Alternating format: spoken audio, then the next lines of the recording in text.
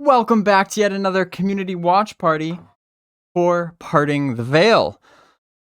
That's what we're going to be doing today. This one is a discussion, as Pathlighter said, about the healer classes, the Cleric, the Shaman, and the Druid. This being Parting the Veil, this is a design discussion. This is not about like the latest progress on the game or any big reveals or anything like that related to development. This is just about design and philosophy. So I hope you are in the mood for just a nice casual little fireside chat, I guess, here today. I know I am, because that's what we're going to be having going on here today. Hey, Tayanu, welcome back. So yeah, so this is we're going to be digesting this roughly hour-long stream that took place on the Visionary Realms Twitch channel last night. It's the day after. We're just going to watch the recording. I have not had a chance to watch it yet, so we're just going to kind of make our way through it at a nice, chill pace and just kind of see what we got as we go along. So should be interesting. As I've said before, I'm a big fan of healers. I have played a lot of them, particularly clerics in other MMOs. But I have actually been kind of lukewarm about Pantheon's cleric. From what I know of it so far, it just doesn't. It doesn't seem like it really brings a whole lot different to the table, in a way that excites me. So, but maybe we'll learn something new here tonight that might change my opinion on that. I think the biggest thing that will be coming out of this discussion is more details about the Druid class. Now, the Druids are a class in Pantheon that have been kind of nebulous since the very beginning, and not much has been known about them. And you know what? Since this just came to mind, well, just let's start this stream off by going back in time. Okay, we're gonna revisit our old friend, the Library of Pantheon. Back in 2018, for those of you who don't know this, back in 2018, April 2018 to be specific, I had an opportunity to interview Pantheon's creative director, Chris Perkins, live and in person at PAX East 2018, and which is an incredibly rare opportunity and was such a good time. Chris is a really good guy, and he's gonna be, of course, in today's episode, or I guess last night's episode of Parting the Veil. He is the class master as far as designing them, and pretty much always has been since he became creative director in 2015. And so I was really honored to have the chance to interview him in person. And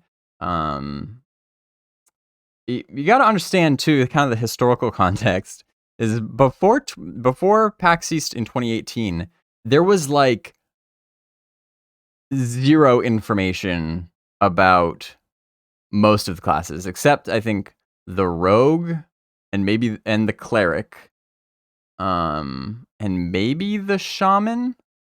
They had done kind of like little reveals of each of those classes, just to kind of, they're just little blurbs on the website, a couple paragraphs, maybe some lore and like, what their role would be, and very like basic information like that. And but other than that, for all of the other classes though, you really just knew their name. You like they listed what the classes would be, but they didn't have any sort of like real details further than that about most of the classes. Like would have been like 9 out of the 12 classes, we just knew their name. And of course, most of Pantheon's classes are like, you know, the names are pretty familiar. Like if somebody says paladin, like you kind of have a, you know, you probably have a pretty good idea what that's gonna be. A wizard, you know what that's gonna be. So so anyway, this interview in 2018 though that I did with Chris was really the first time that we got to actually like dig deeper into each of those classes to really start to unpack them, and which was huge, and really is kind of, I think it's safe to say that is what kicked off my YouTubing journey, because obviously if I have a chance like that, I'm gonna record it and upload it, and it got quite a few views for being such a young YouTube channel at the time. It jumped to like 20,000 views real quick because, of course, everybody loves class information. Everybody wants to know more about the class that they are planning on playing, and so it applied to pretty much everybody, and was really well received, and so that was really great. And then obviously at that point I was like, well, let's continue this discussion. There's more that we can talk about, more videos that can be made, and just kind of like keep that momentum going. And so that's pretty much where my YouTube channel got its start.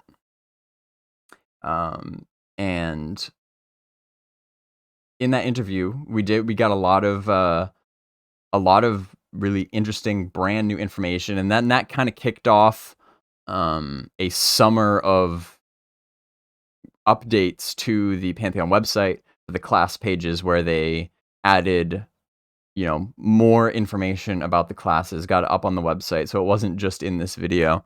You know, they kind of did their more official reveals. This video was kind of the kickoff, but then they went through archetype by archetype in like their newsletters and elaborated on it a little bit and got it in writing. So it was a huge interview, lots of really good stuff. And if we go to the part where he talks about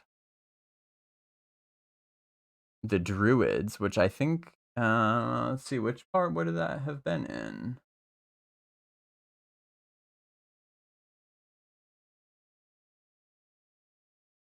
Healers and Resurrection, I'm assuming.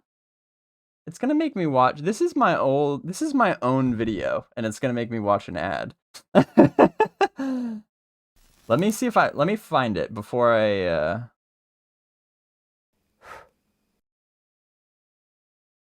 unmute it here.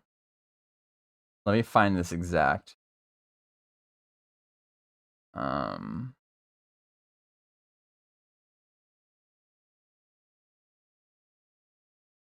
the exact clip that I'm thinking of. Okay, I found it.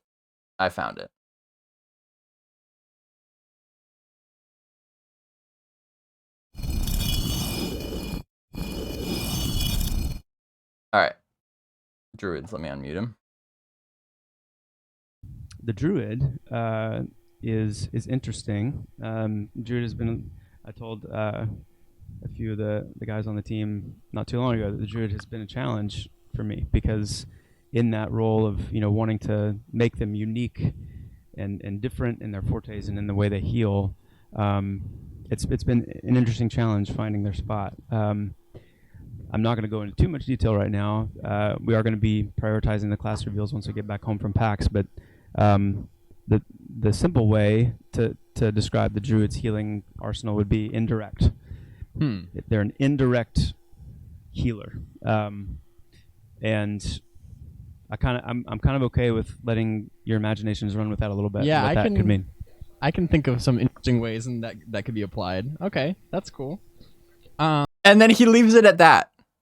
That literally was like, yes, they had like the Druid class reveal, but it really did not elaborate on that all too much. Like, he still kind of left it a mystery. This was like 5 years ago now. For 5 years, we've had very, very little information about the Druid. We just have heard kind of indirect healing. You know, each healer has their own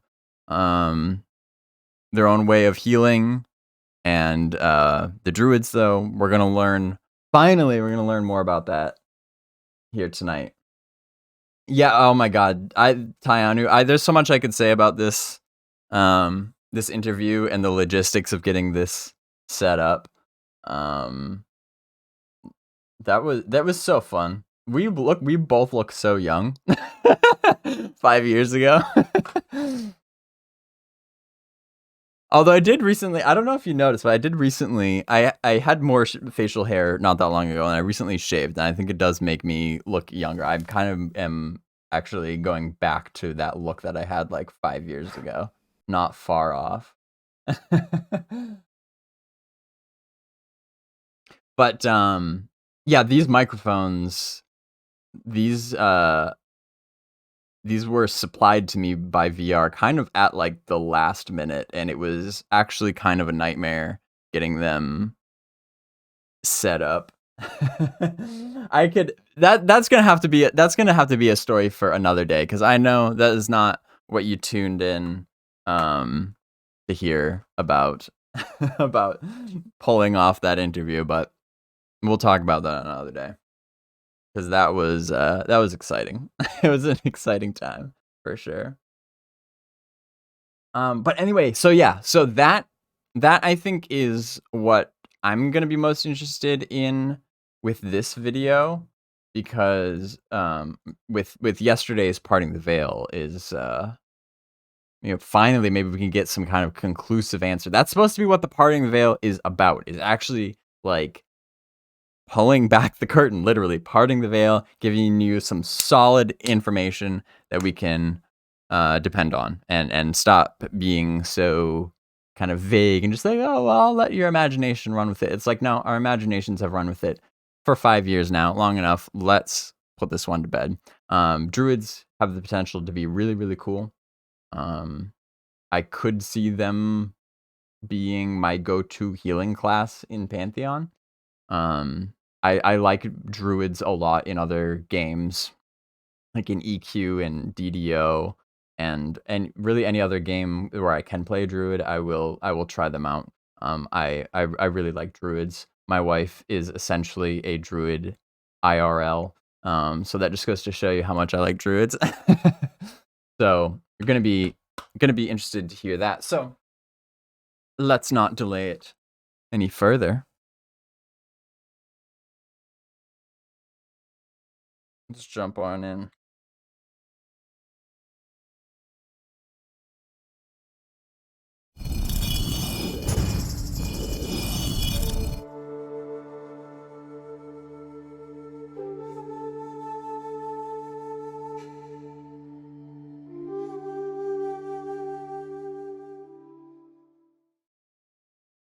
Hello, everybody, and welcome to we're in May already. That is crazy to me, by the way. I don't know how everyone else feels about that. But welcome to the May Parting the Veil. My name is Minus, and as always, I am joined by our creative director, Chris Joppa Perkins. So, Chris, as always, thank you for being with us tonight. It is my pleasure. Glad to be here. He's like, I'm scheduled to be here and I have to because I signed up. No, I'm kidding.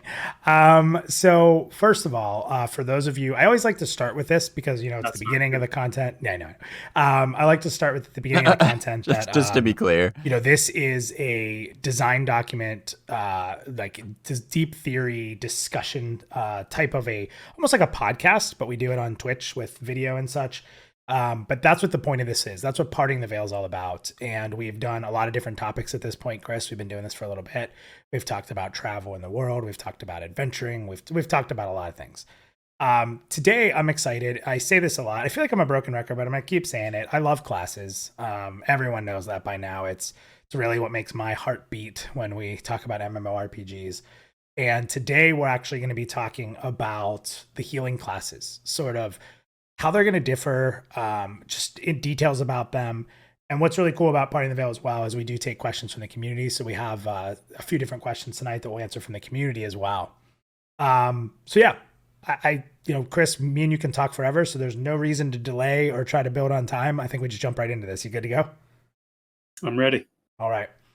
So for those that haven't been following the game, or if you just haven't been caught up this month, we're going to be starting with talking about the Shaman. And I think that makes sense because in our last developer live stream this month, we did sort of like the 1 to 10 playthrough experience for Shaman.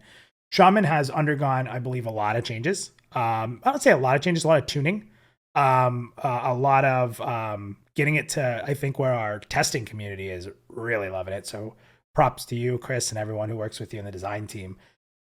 So first, can you just, before we even get into like the depth of the Shaman, can you talk about like what it's been like working on the Shaman and where it's heading, like playing as a healer right now and where it's at, I guess?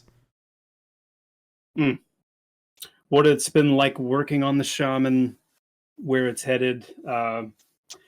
Well, so I think a lot of you know that I play Cleric typically, or Cleric-like classes in my MMOs as a main. But I love healing, and so I really enjoy working on the healers, thinking about healing and how the healing experience can, like most things we do, how can we evolve that? The Shaman's been a lot of fun. It's gone through quite a few different iterations over the years. But I really like where it is now. And a couple of the key changes that we've made to the class is, number one, I really wanted to lean really far into that focus on the overtime healing. And the way the kit was set up before with the hand line of spells, starting with the Hand of Caius and kind of a line of upgraded single target direct healing. It had some cool synergy with the Mantle line, which is kind of the main hot that the Shaman has, Mantle of Mist, and then that graduates from there. Had some cool synergy with that, but at the end of the day, the Shaman ended up, the experience of the healing ended up feeling a little too close to where I was wanting the Cleric to end up going with their direct healing. And so one of the main changes was getting rid of that direct healing line and then really kind of just fully abandoning things for that heal over time approach. But then the other change and the more significant changes and updates and evolutions the class has gone through has been focused on really landing on that support and utility side of the class. So that's looked like emphasizing their more unique buffs and debuffs. Unique meaning that they alone as Shaman have them, not anything really shared by any of the other classes. So giving them some nice unique buffs and debuffs, and then kind of really stepping more into the potency of those debuffs, especially. So Shaman being a formidable healer, but then also being able to, in that sense, I guess, kind of flex into more of a crippler, a debuffer for the group. And so I feel like it's landed them in a really nice place in terms of their desirability in groups, the buffs that they bring, but also gives them a little bit more to do, other than just healing. And most importantly, especially with the way it synergizes with the limited action set, it's designed to for situations where you have multiple Shaman, for example, in the same group, that there's enough kind of frontline things for both of those Shamans to do that are very critical to the group's success. So I really like where they're at. Yes, I think testing is proving that kind of the current mixture of what makes the Shaman a Shaman is feeling really solid. So I'm happy about that. And I'll tell you, just to add in, because I've spent so much time, like when we put that video together and really digging in and asking a lot of questions about the Shaman as I was going through it, it's amazing because you talked about that being able to have two Shaman. And we've talked about this in the past many times about how you could potentially bring two classes and they still have because of limited action set, they can kind of give you maybe fill the same role, but have variants to where it's really neat to have two. With the Shaman, you just brought that up. And I think I just want to say it's really cool for those of you who haven't got to play it yet, that you start feeling that by like level 8. Like it might even be before that, where it's like, okay, well, I don't have a lot of mana, but I can throw a bunch of dots on this thing and damage it. I can stand back and heal, or I could debuff stuff like crazy. but I probably can't do all 3 right now and still have mana to do my main role. So it's really it's a fun experience, and I am excited for more and more people to try that who are into the Shaman. Now you brought up the damage over time. Or no, I'm sorry, the heal over time, the HOTS, the Mantle line. Now that's obviously time themed, right? I mean, I know is that yes, it's a time based thing, right? But one of the lore pieces of a Shaman has really been that they're like these walkers through time. And I know that the lore, and I don't want to speak for you, but I think we can all say the lore of our classes is really a big part of like how they're designed and like fitting into like why they're in the world and what they possess. So in the past, we had seen some spells or heard about them that had a function of like time and space type of stuff. Are there more of that coming? Obviously, we're only looking at 1 to 10, so we know there's more spells coming. But could you hint to any of what that might look like, whether it's in a healing sense or just for the class in general? You mean beyond like the Yeah. heal over time? Yeah. That's funny. That works though, right? Like we could totally cheese it and be like, well, their heals over time. Yeah. Well, that's where I thought you were going at first, like in kind of a punny way, but then it seemed like you were saying legitimately like, well, their heal over time and their damage over time are kind of those time themed abilities. Are there any more? No, yes. So it's a little bit challenging doing that to the degree that I would like in an MMO format. You know, things like rewinding or fast forwarding time, or some of the really kind of fully embracing what that could look like as a mechanic. So the goal is really to try to be as representative as possible with that. And yeah, the amount of abilities that are themed that way at level 8 or level 10 are I don't know that I'm trying to think. I don't know if there are any actually. They have walk the ages that specifically really step into that time age walking theme. But as far as the overall arsenal, I don't know what level that is. One of them is walk the ages. Oh, there you go. That's an ability that allows you to kind of stamp a location where you're standing, and then within 30 seconds you can go really anywhere you want within the same kind of extended area. I mean, when the first thought of this idea and iteration of it was zone wide essentially. So as long as you were within the same zone, you could. So now that we are zoneless, we're still talking about a pretty massive, space. But that within 30 seconds, you can at any point instantly translocate yourself back to that point in time where you place that mark. That it is a cool ability.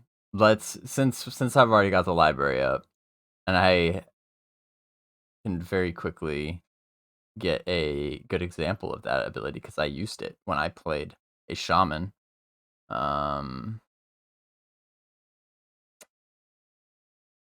In Fortress d'Evreux during our community stream. Oops, let's go to this one. Crafting. God dang it. Of course. Gather something Another freaking ad.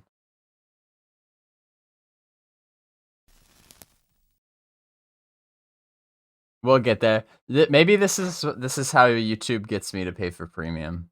So I don't have to even freaking deal with this. All right. We're back.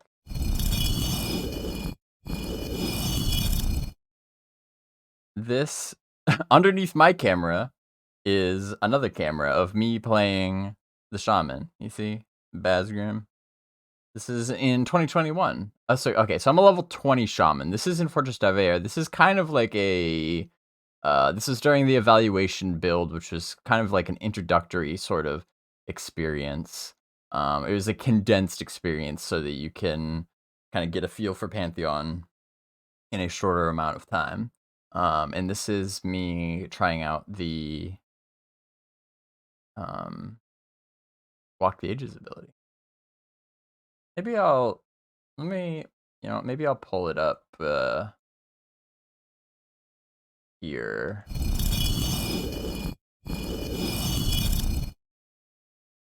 There you go. That probably makes more sense.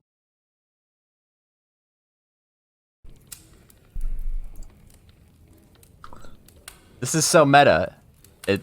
Me watching my own stream. Walk the Ages. Mark your current location for 30 seconds. When you activate this ability again, you will instantly return to the marked location. You cannot cross zone lines with this ability, and a new location cannot be marked until the old location has been consumed or until the effect wears off.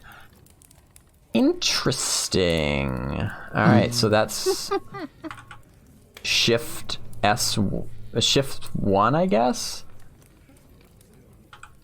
So let's test this out here. Shift 1. Marked. Okay, it's up in the upper right.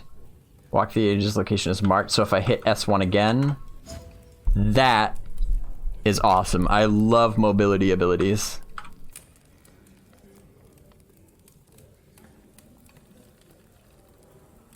And I think that that's pretty much it. You get the idea.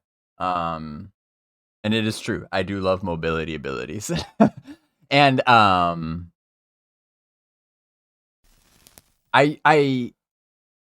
I kind of wish that I had the presence of mind during that stream to like play around with that more, because like there's just so much strategic potential for that. Like I think that later in that stream we did find like a good opportunity for it. Where I think we were like jumping down into a chasm where it's like you could mark your spot at the top of the cliff, and then when you're jumping, if something went wrong, like if you like missed a ledge or something and you're falling to your death, you just real quick hit Walk the Ages and it'll instantly teleport you back, sit at the top of the ledge, safe and sound, which is an awesome use case for that ability. But even during combat, there's so many different, it's just like it's hard to even wrap your head around the different ways that ability could be used. So I think that's a great example of a really good utility that the Shaman has just for themselves. That seems to me like a high skill ceiling ability, meaning that it's kind of, it's kind of semi-mundane on its own. It might seem pretty simple, but in the hands of someone skilled who really knows the game well and has really good quick reaction times, and is pretty savvy, then that is the type of ability that I could see really separating a really good shaman from just kind of your average shaman. So yeah, I remember that ability well, and I think that is something really cool that the shamans have. But anyway, we won't do that for every ability, but that's just one that stuck out to me because I have used that myself and have video proof of it. Well, let's continue here. So that's one example. Hurry the Past is a good one.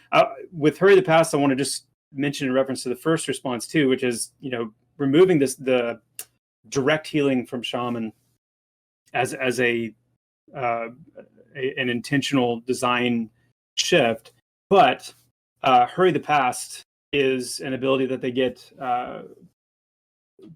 I can't remember where I saw it in. Later.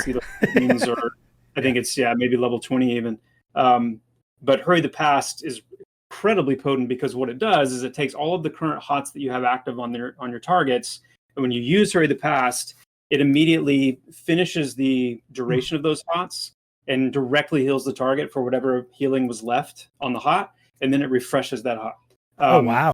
So I like that one too, but it has always been kind of a pet peeve of mine that like shouldn't it be called Hurry the Future, which like is also it's a pretty cool sounding name, but like if those are all the heals that are going to take place in the future and you want them here now, wouldn't that be hurrying the future rather than hurrying the past?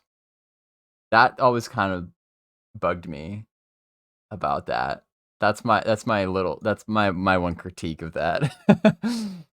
Oh, and a refresh. Holy cow. Refreshes the HOT. Yeah, it's a really powerful ability, and it does kind of give the shaman that kind of oh crap moment heal where they can do that really potent move, and then again kind of themed off their ability to manipulate the time aspect of things. And there's a couple of other abilities, Gate of Forgotten Eras, and a couple of different abilities that really play on that theme. But you're also going to see it play a big role in their spirit companion, the spirit wolf companion or bear companion that they're going to have, and the quest for that, and then what that companion is capable of doing, and kind of how it intersects that lore theme for the class. So we're definitely going to be stepping more into that as we go along. Awesome.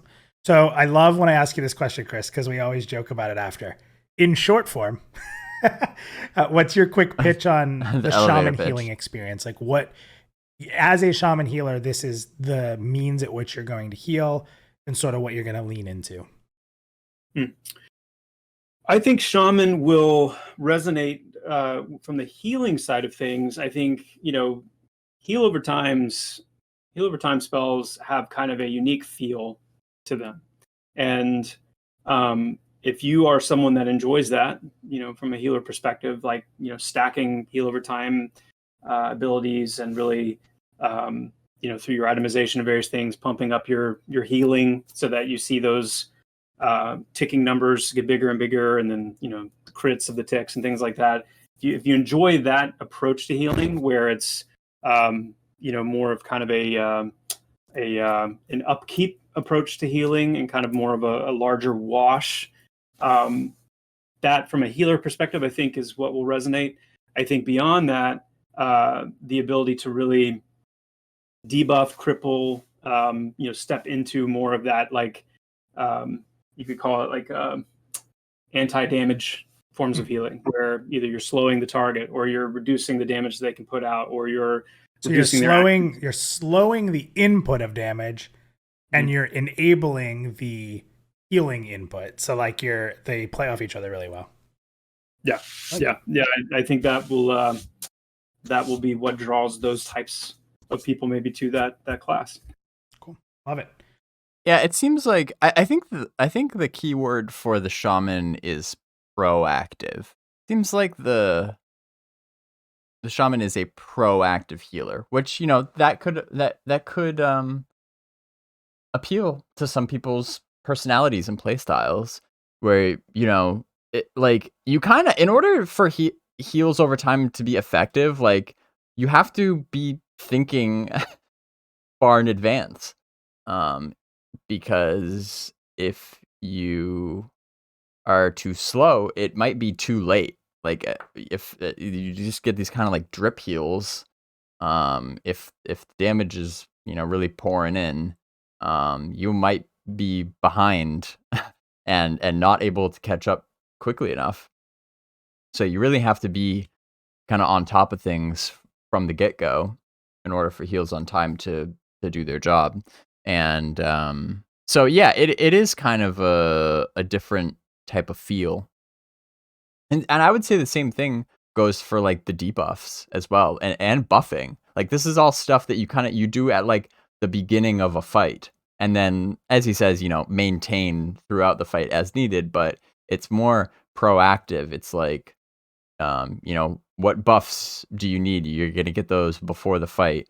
At the beginning of the fight, you're gonna debuff an NPC to make the fight go easier in one way or another. And you're going to start layering on those heals over time so that they can kind of keep your guys topped off. So I think it's proactive as compared to something like the Cleric, which is reactive, where you're waiting until damage has already been done to then hit them with a heal to recover that. So you get the proactive versus reactive. And now then again, the question still remains, what about the Druid? Which, let's keep listening to find out. Let's shift to Cleric. So Cleric has been in. We haven't really done a feature on a Cleric. I think people saw them when our streamer program kicked in and got to see different groups playing and get to see different perspectives. Probably was the most that people got to see where the Cleric is right now. But I know, again, you've said it just a little bit ago that your favorite class is Cleric in most games, and it's something you're very passionate about.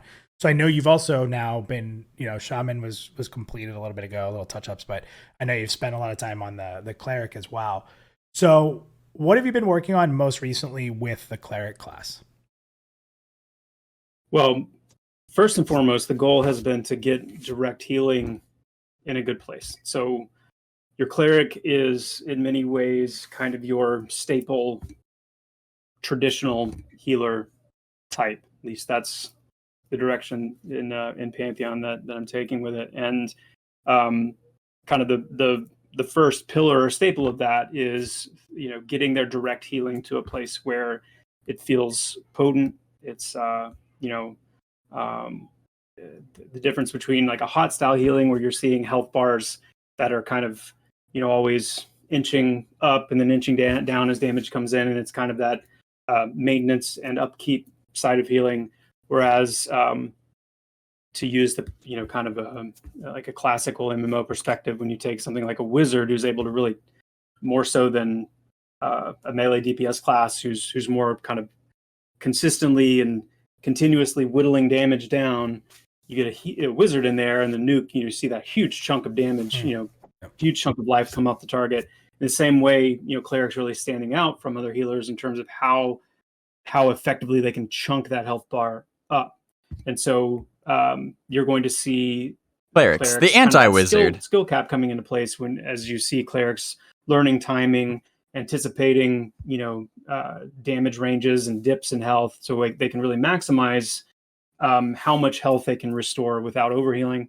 And the other really so that's one piece of it. That's a lot of what the work has been, is really finding that place and that balance between mana expenditure and healing, because of how powerful those single target heals are. But the other thing I'm excited about with Clerics that's going to be a counterpart to that, well, two things really, is number one, their melee orientation. So they're not a melee DPS class, but the idea is to give I forgot about Clerics that. the fundamental tools, and then also through additional itemization allow them to, if they want to be more of the stand back and heal type, then that's very doable. But if you enjoy being more in the fray and you've itemized towards that, you have the gear for that, you will have the abilities to, depending on what your loadout is, to actually get up there and engage in melee combat with weapon techniques and then other class abilities that not only contribute to your mana upkeep, but then also contribute to your healing as well. One of the abilities in right now, Faithful Strike, which if you have bonded yourself with an ability called Vigilance, if you've cast Vigilance on a target in your group, and every time you use Faithful Strike, you're dealing a considerate amount of damage with Faithful Strike as a melee ability, and then a good portion of that is going to actually directly heal the target that you've bonded with. So sorry, I'm realizing I've gone on Do Not Disturb. I just figured. I figured all the Clerics were just messaging you as you were talking about, like, Chris, what about this? Just questions. Right. The other cool thing, this is a little bit of a bean, but if you've been around for a while, you remember the Celestial Aegis ability for the Cleric, which is this big kind of massive ethereal shield that they can summon in place as a physical object in the environment. And as the Cleric grows in power, those are going to become kind of more available to them, various sizes, various effects and types, but being able to manifest these physical shields that they can place in the environment to control, either the flow of enemies, to create, shields against projectiles and other things that come in. And so that's going to be kind of another way that they can lean into some of that anti-damage approach to healing. Instead of something just like putting an absorb shield on a target, they're actually going to be able to manipulate the environment to a degree by where they place these shields, what kind of shields they are, and things like that. And as they grow in power, being able to have more shields active and, kind of mixing a different combination of what those shields are will be a big part of that. I will say that is pretty cool. I think that is the one thing that the Cleric has going for it, is those celestial aegises. That I think is a really cool concept. But the whole melee Cleric thing, that will not be me. I've just never really been I've never really been about it with the whole melee cleric thing. I think it's because, in my opinion, like if you're the cleric, you should be focused on keeping the party alive. And that is the job that people expect you to do. You have DPS classes for dealing DPS, and the cleric needs to keep the party alive. And I feel like when they're also doing melee damage and have these melee abilities and stuff, I feel like there is just too much of a potential for distraction and getting sucked into that aspect of it and losing track of people's health bars, which is what they really should be doing. Now I know Joppa says that, oh well, like if you want to just stand back and focus on their health bars, as more of like a caster, like you can do that too. But if there's a mechanic by which the cleric regens mana by doing melee damage, that is without a doubt just going to be the de facto way to play a cleric. And I think that's just kind of unfortunate. I know that a lot of people really like that style, and if so, great for them, but it's just not for me. Achilles Reborn says, Druid section had me licking my lips. So you've seen this one before? Well, don't spoil it, because that's quite the teaser. I'm excited for it myself. We got the chapters here. Okay, so we're getting pretty close to the Druid section. We're getting there. Let's continue. Are we watching this? Oh, we're only watching this in 720p? Gotta kick that up. The All right, there we versus go. undead side of Cleric is another one that we're kind of I'm working to bring online more fully.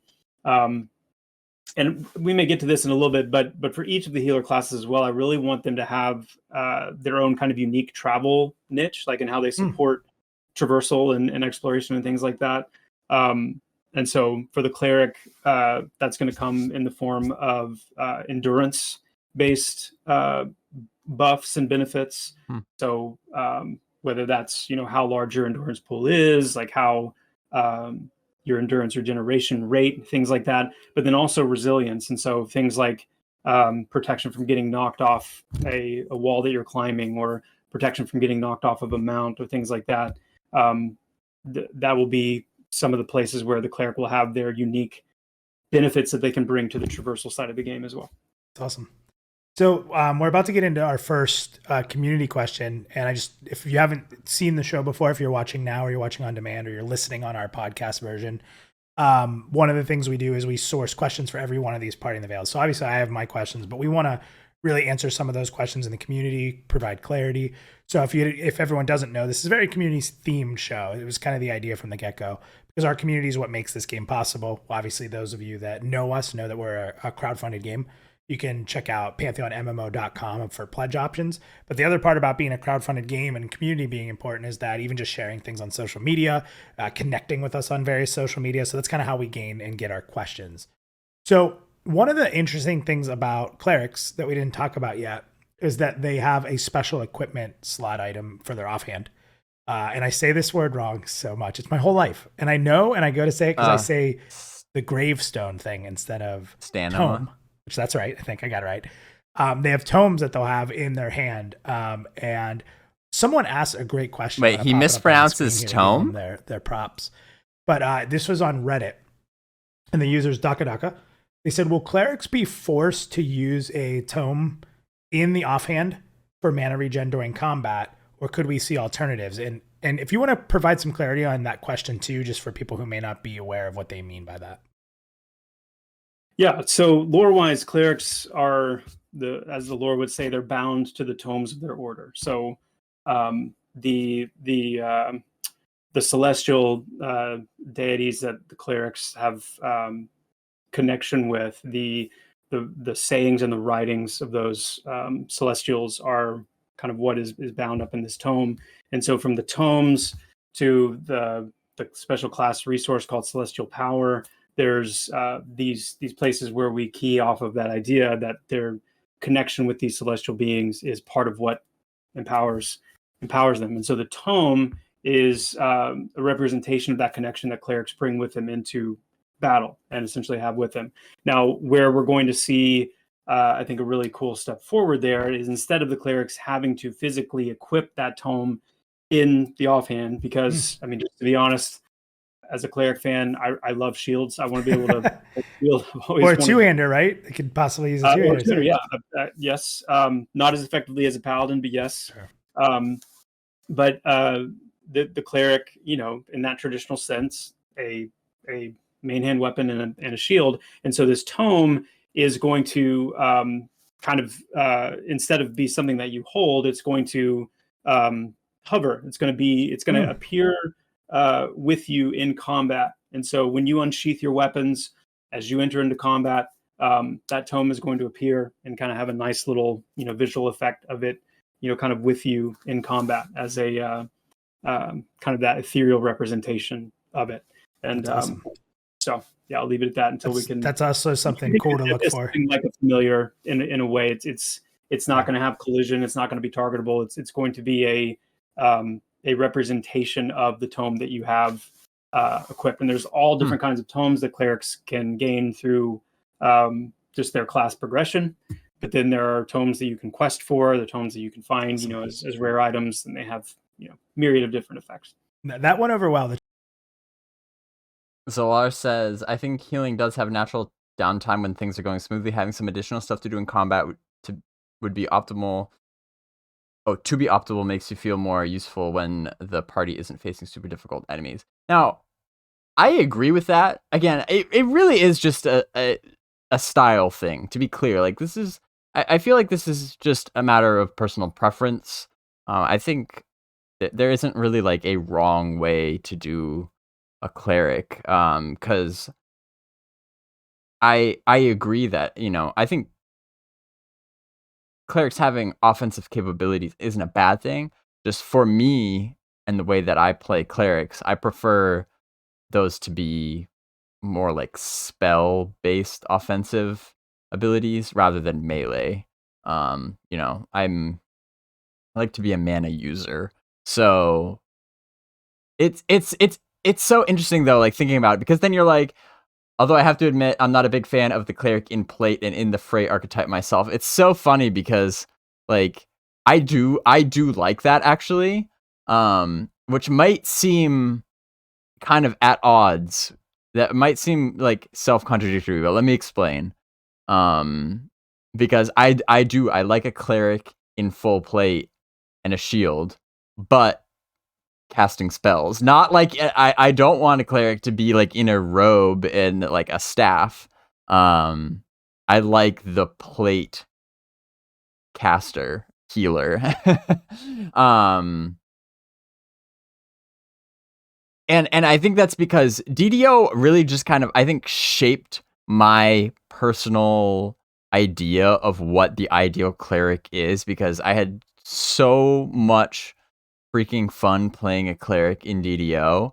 And now in DDO specifically, healers had auras where allies would just passively be healed.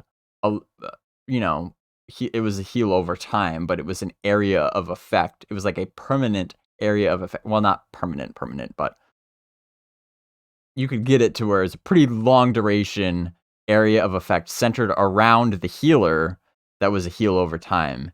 And so really the most cost-effective way of healing was to be in the fray, in the group of people, so that they're all within that radius of you so that they can passively get those heals. So you had to be kind of on the front lines, but still at the same time though, I didn't like to melee. Again, maybe that's just DDO and the abilities. Really, if you did have to do offensive damage, it was more effective to do so through spells rather than through melee. So that is kind of how I guess shaped my opinion about clerics. I kind of became like fascinated with this type of caster that could both give and take life through various spells. It was kind of almost like a divine necromancer type thing. It was so much fun. I spent so much time in that, but that is just kind of like where my brain automatically goes as to like what I want a cleric to be, because I feel like that was such the epitome of the cleric experience that nothing else will ever live up to that. So that's kind of where I'm coming from. I understand that that's kind of like it's a kind of like a unique kind of like niche preference. It seems like it's kind of the opposite of your preference, but again, to each their own. I don't think this isn't like an inherently bad design. Like if we're just speaking about design, and it's like it could be, you can, there are some things that could be just straight up poorly designed classes, but I don't think a melee cleric is one of them. It's just not really my ideal. Achilles Reborn says tomb. Oh, is that what he was talking about? So Minus normally pronounces tomes as tombs. That's incredibly funny to me, because my cousin says the exact opposite. Now, I've been playing old school RuneScape with my cousin quite a bit over the past few months, and in old school RuneScape, there is a raid. This is a little bit of teaser, because I've pretty much decided that in the not too distant future, I'm going to stream some old school RuneScape on Twitch, and to show you what I'm talking about. Because yes, there are raids in old school RuneScape, which when I found out about that blew my mind.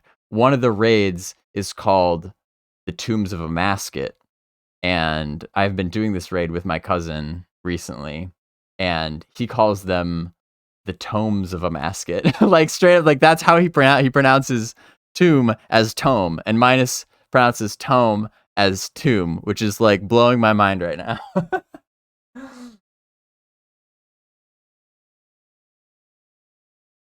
Thorndeep says, Joppa did say that depending on how you gear, the sit-back cleric should be viable. It would be interesting to see how the two variations play out. I remember him saying that.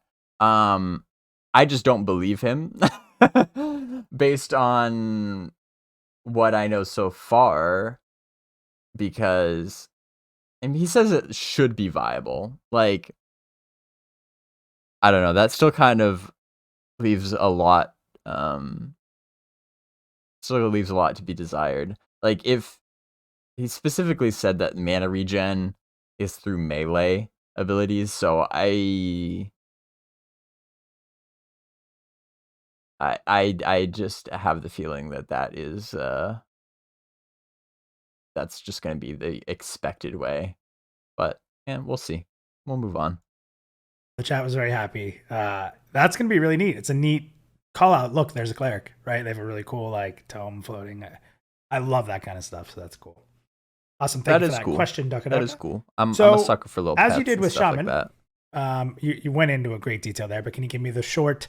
You want to play a cleric? This is the type of healer you'll be.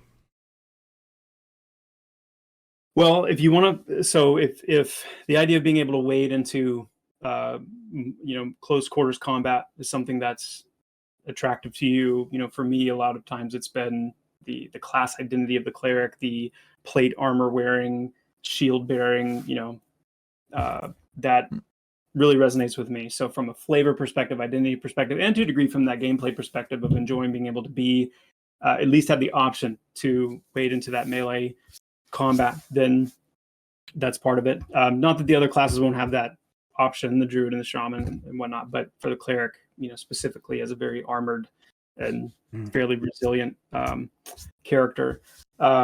If you like, in the same way that I think, I'm not sure the mindset and kind of the wiring, people that gravitate towards healers versus people that gravitate towards EPS and whatnot, but I think on some level that the same kind of people that gravitate towards really heavy damage, being able to have a much greater effect and much fewer actions, that I think will also resonate some with the Cleric, just the raw healing, direct healing power that the Cleric has, especially when you get to points in the game where health pools have become very large, the ability to really chunk that health up as a cleric is attractive.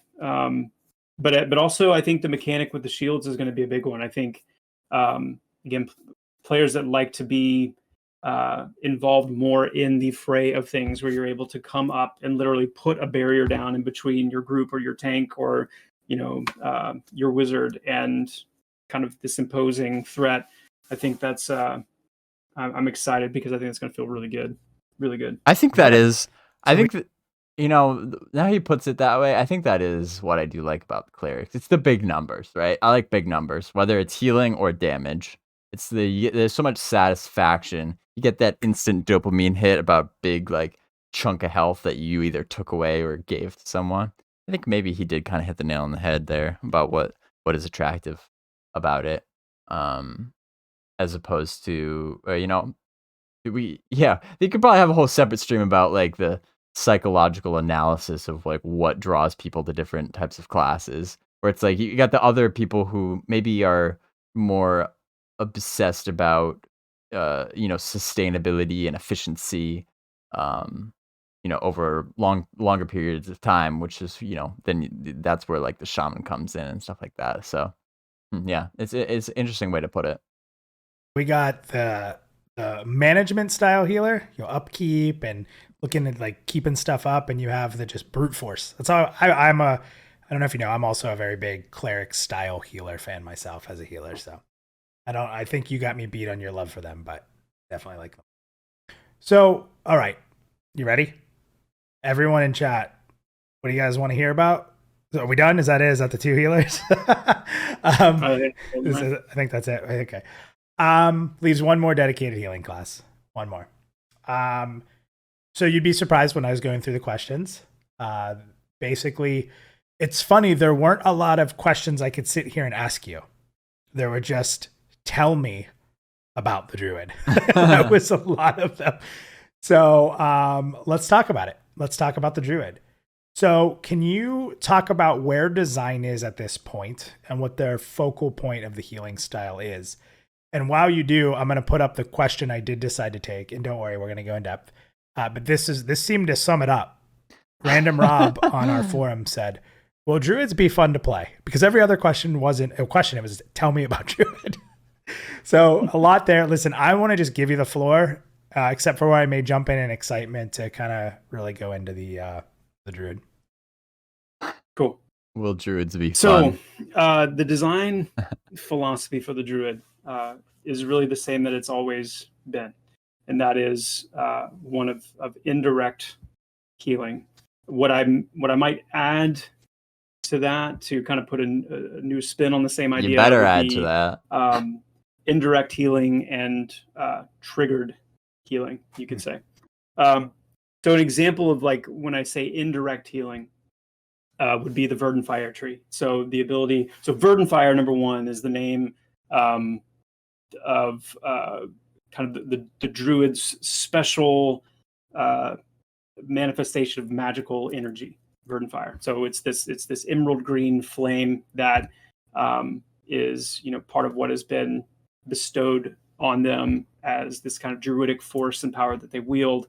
And so a lot of their healing and damaging abilities have this Verdant Fire kind of a look and a feel to them. So the Verdant Fire tree is an ability that causes this tree of emerald flame to kind of sprout up and be in a location, and your proximity to that tree, for characters in proximity to that tree, they're going to be receiving constant periodic healing from that tree, from the source of that, and the closer they are to it, the more potent that healing is going to be.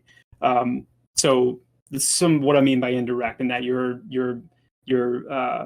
placing these, in this case, this spot, this location that you mark, is going to serve as a source of healing for players in its vicinity. The flip side of that, the triggered, is, and I'm only going to give a couple of examples of each of these, but the triggered ones would be like Verdant Fire Seed. And so the Verdant Fire Seed is basically an ability that you cast on a target, and when they take a certain threshold of damage, it's absorbing damage, and then when they take a certain threshold of damage, then it's going to bloom and heal them for a certain amount. And so that one in particular is a little unique because it has that absorptive property, but then it ultimately, once it receives enough damage, then it blooms and heals the target. And so it's a great way to, target that's getting low, put that on there, and then you've got anti-damage, and then you've also got that kind of triggered effect where you can then turn and focus on other things. And a lot of the reason for the indirect and the triggered aspects of the healing is because the Rohret element, the fox, the white fox, which I want to mention this, and this has been something just from straight up community feedback that I think is important. We are going to make sure that there is a representation of this that fits the different races. So, oh wow, that's a huge bean.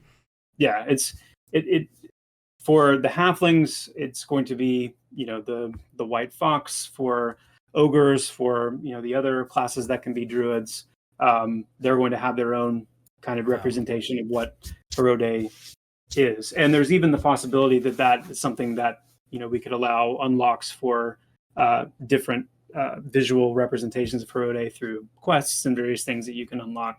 But it's definitely because of how intertwined the class is with this entity that it makes sense to really allow for a lot of customizability there and things that really fit with the flavor of the races. But the reason for, and this is where the druid gets a little bit more complicated, and I'm going to do my best to kind of just give a little bit of a high level here.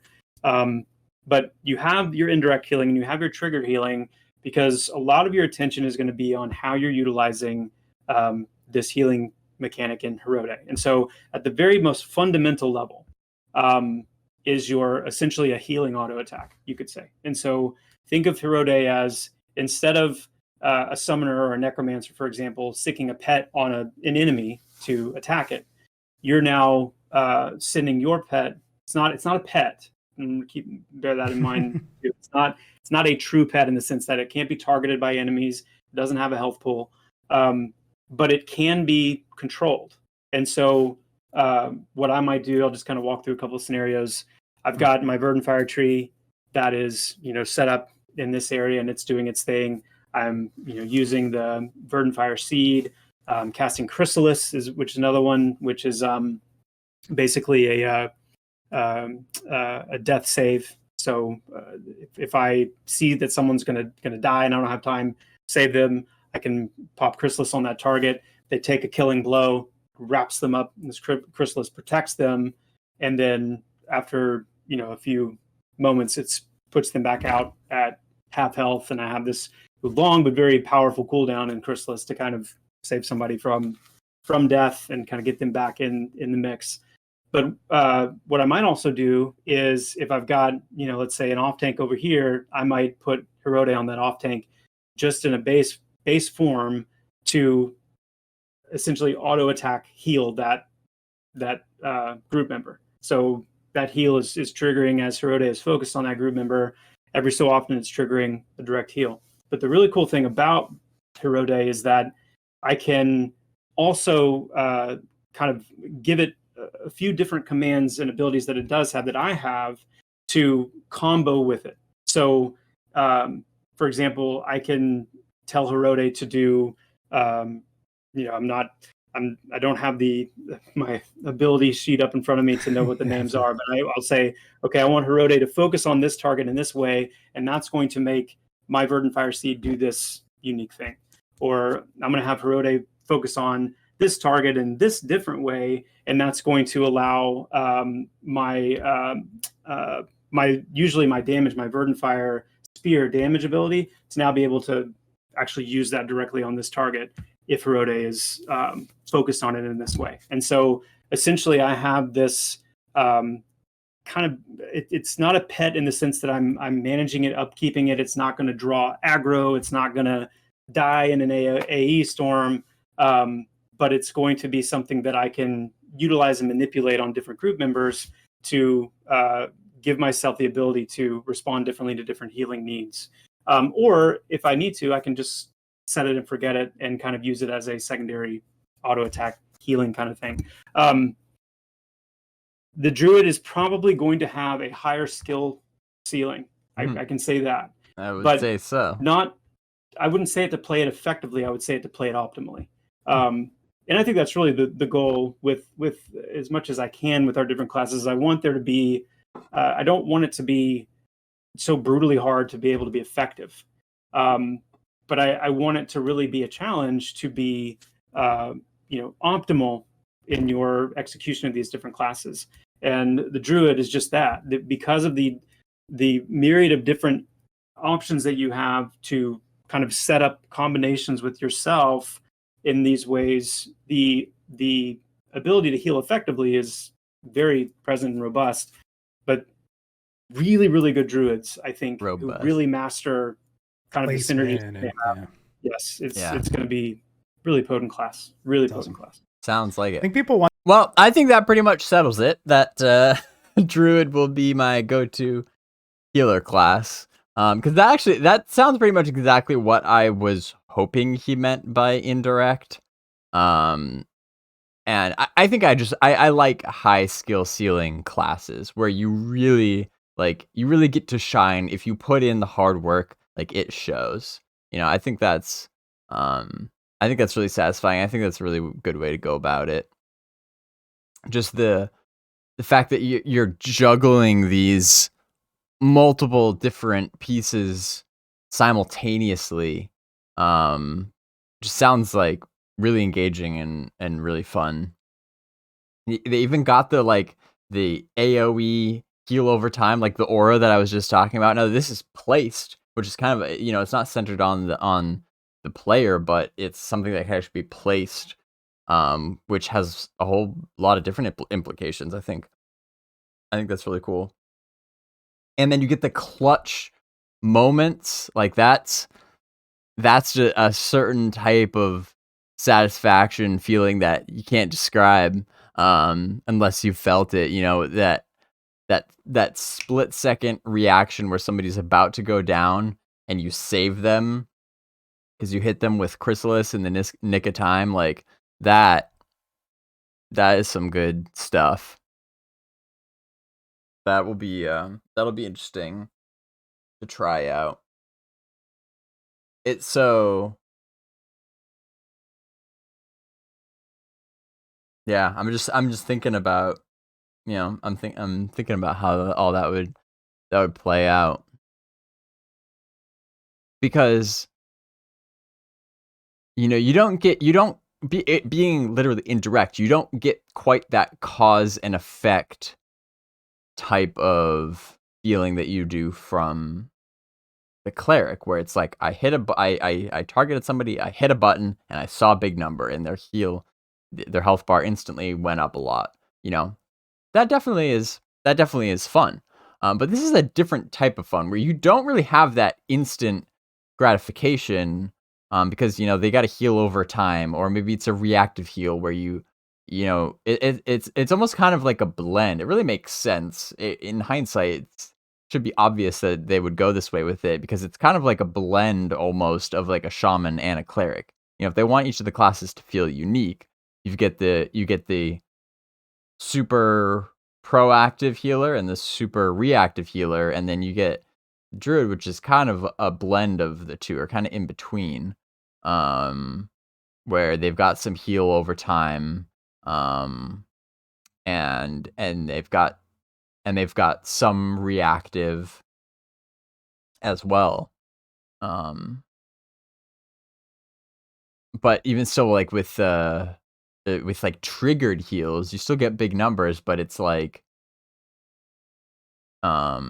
it doesn't go into effect right away. Like there might be kind of a delay. So yeah, that's interesting stuff.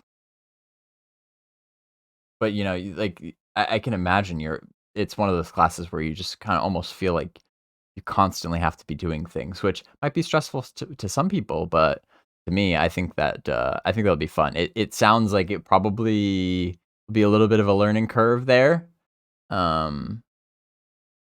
But again, it's like I'm totally fine with it. I'm totally fine with absolutely sucking at a class for a while. because just knowing that, like, I'll figure it out eventually. And then when you do get to that point where you can juggle all those things simultaneously and your group appreciates it, so worth it. Again, not to keep going back to DDO, but like that I still vividly remember being very, very new at the game, getting a group to go run a dungeon. We get into this dungeon. I was bad. I was just bad at healing. I didn't have like the abilities that I really should have. My gear was probably really bad, and literally it was going so poorly, and they all knew that it was my fault, that they literally put the brakes on the dungeon run. They stopped and they're like, we're gonna teleport out, kick you from the group, and go find a different healer so that we can actually get this done. Like, they literally aborted mission, booted me out, and replaced me with somebody else so that they could then go do the dungeon run. They kicked me to the curb. And that motivated me so hard. It was so awesome. That like, it's so weird that would have been what? That was like probably 2011, 2012, I want to say.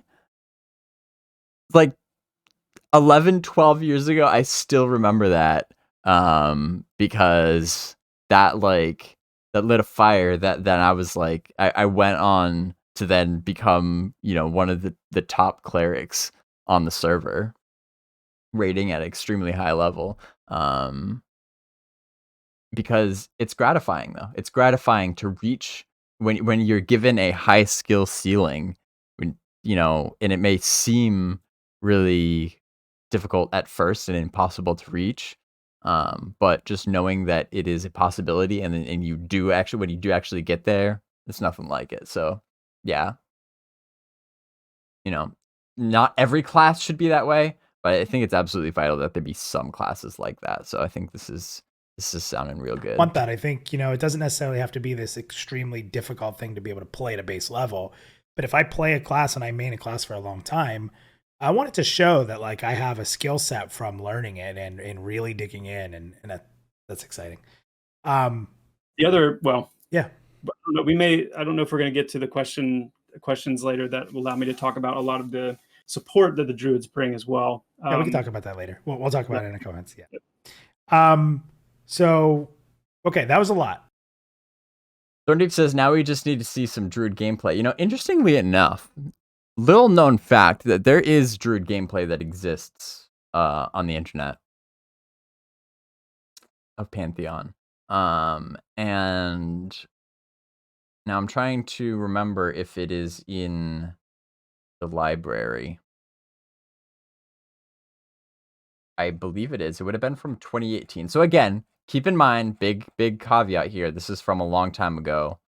It was during the era where they were post PAX East 2018, where they were trying to get as many different streamers to stream the game as possible. And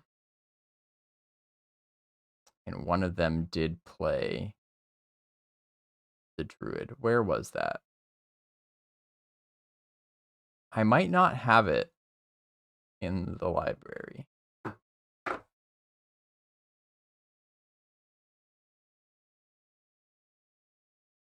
Let's do a search here.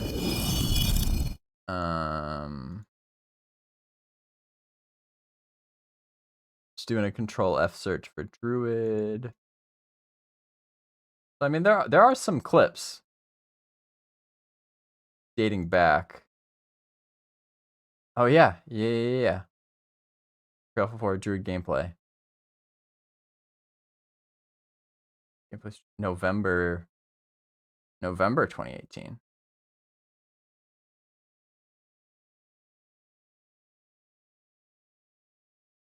Don't give me an ad. Hey, no ads. They're wondering if you can tell us whether you have not yet implemented the Yeah. Druid pet, or if we're just not using it right now. So he was a halfling druid. This is a fairly little known stream. So if you want to check it out, go for it. It's on the library. But again, keep in mind, this was quite a while ago. The Druid was not fully implemented. That's why, they ended up ripping it out. Because, it did not have Herode or really all these like core mechanics that Joppa was talking about. They just were not implemented. So you can't really see it in its full form. Because it was, it was lacking those pretty important aspects, but still, it's kind of just a little bit interesting piece of history there, though. That this one guy was able to get away with streaming some Druid gameplay. I'm not sure how exactly he was allowed to do that, but it is out there. So if you want to go check it out, just out of curiosity, go for it. Hey, Grix. Welcome. Pathfighter says capybaras for ogres. Herode should be a capybara. I'm not sure how I feel about that. I my understanding, like, again, if we go back in the library, I thought that they said that the Herode model would be the same for all races because, like, Herode is a proper noun. Like, that is, it is a specific avatar, basically. And I thought that they were going to keep it the same for all the races because it is in the lore, like it is a fox, specifically, and not to mention the fact that just logistically speaking, then that's that many more different models that you then need to the art team to create for something that is just kind of like aesthetic. It's like, is it really worth it? Like, I don't know. I don't think so personally, but that's just me.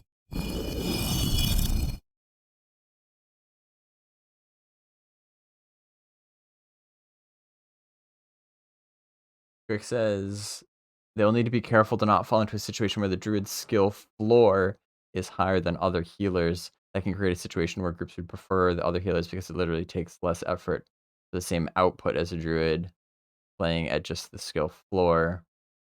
It can become hard to balance, especially if the skill ceiling druid blow the others out of the water.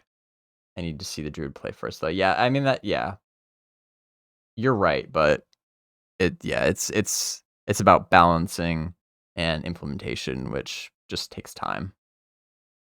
They might not get it right off the bat, because those things require tweaking. But you are right. I trust that they know that, though.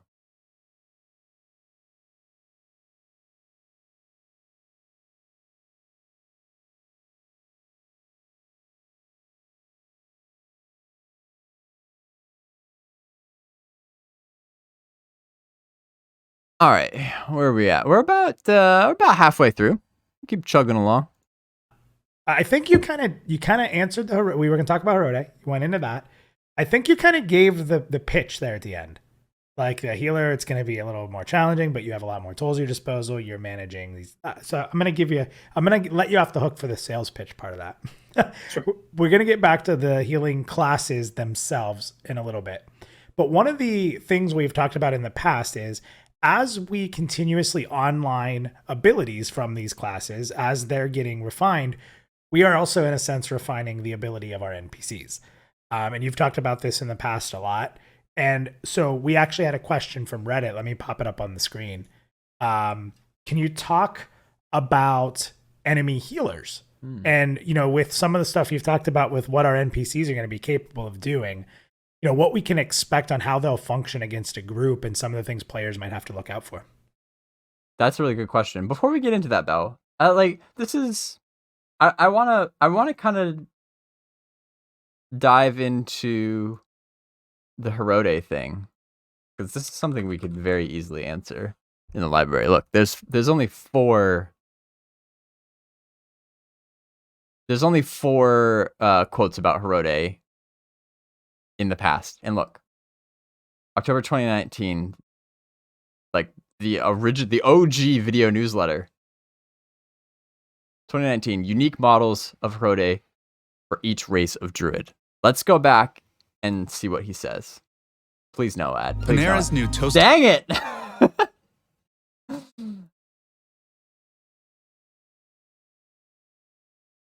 Skip. Okay. Okay. We got it. We got it.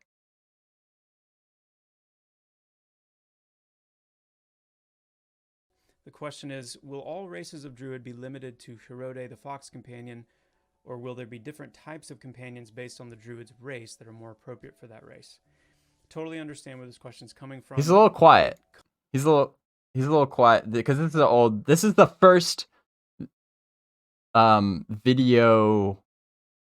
It's called video newsletter. This is when they were experimenting with, rather than putting out a written newsletter, they're like, what if we just basically put it in video form and did it on Twitch? This was, we know them as developer live streams that take place every month, where they, stream on Twitch about what they're working on. This was the first kind of experiment of that, where they had a lot of these like pre-recorded segments where this is something that like a Q&A with Joppa that would normally be in writing, but it was in video. Anyway, this is the first one, and their audio balancing seems a little bit weird, so I turned them up a little bit. Hopefully it helps. I know it's kind of quiet, but you can see it. You can see the question on screen. Comes down to time and resources. If we have the time and the resources to create some additional manifestations of Herode for the different races to make it more fitting, then we will most likely explore that. Okay, interesting. So I didn't remember him specifically saying that. Basically, if you couldn't hear, I know it was a little quiet, but basically he says it's come down to time and resources, where if they have the resources to, again, pay the art team to make those different models for each race of Druid, which, by the way, how many different races of Druid are there? Really, the only problem that I see with the Druid is that dwarves can't be them. It's the only fault I find. We got Archai, Elf, Halfling, Human, Ogre. Okay, so 5. So you're talking 5 different versions of Herode, which isn't too bad. Does it say anything about it here? We get some of the featured abilities. Verdant Fire Seed, like he was just talking about. Oh, Herode's Chrysalis, Herode's Flame, Verdant Fire Lance.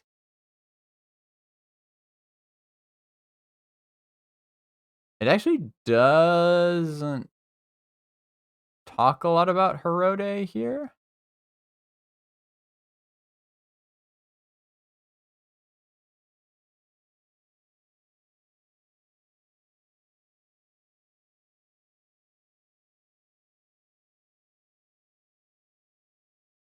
But anyway, that's kind of beside the point. For him to say it back in 2019 to be like, well, we kind of like to do something like that, but can't commit to it because it depends on time and resources. And then now for him at this point, fast forward 2023, for him to say very confidently that, like, yes, there will be different versions. That's kind of interesting for him. Now he's willing to commit to saying that, there will be time and resources for that. Interesting. I was honestly not expecting that. Let's carry on. I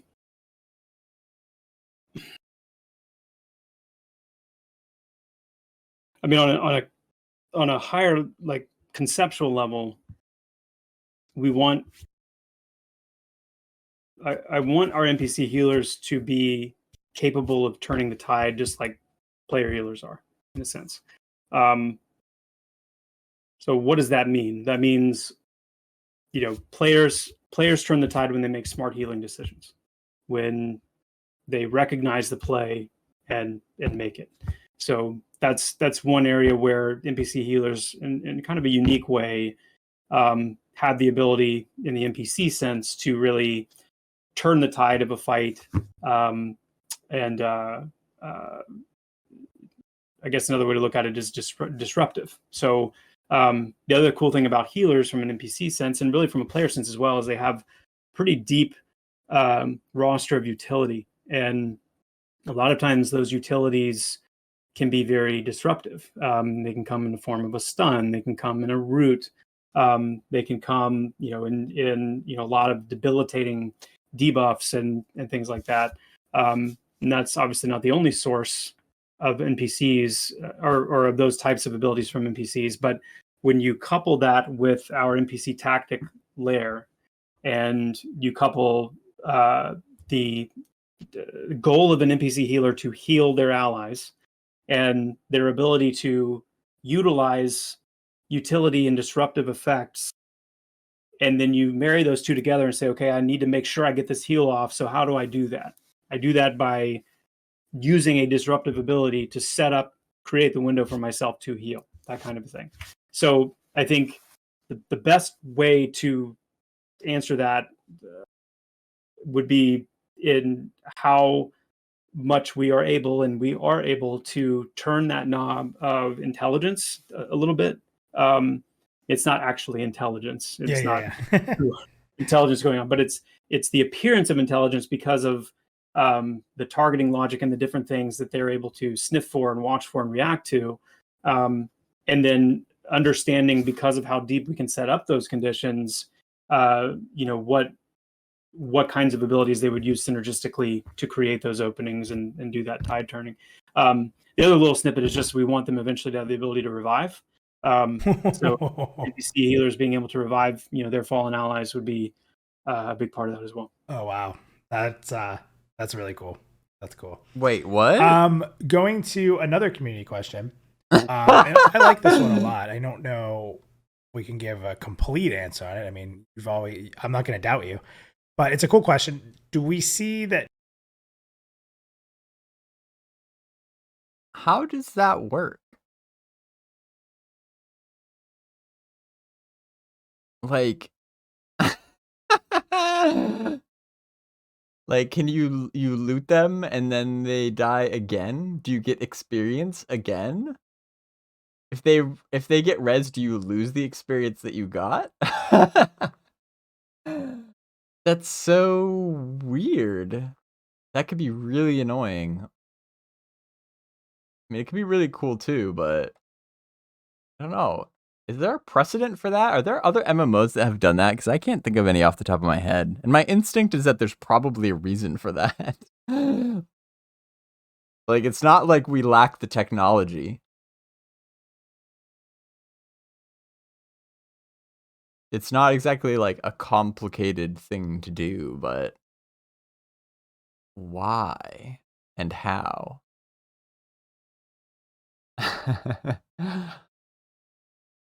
Huh. Alright. We're just gonna kind of leave that there. Different healers may have better synergies with different tanks, or do you think it's more player based? I definitely think it's more player based. I mean, that's one of those things where we've talked about a few areas like this before in the past. It's difficult as a developer to foresee a lot of that stuff, and I think it's dangerous to try and make it happen. Direct that kind of thing.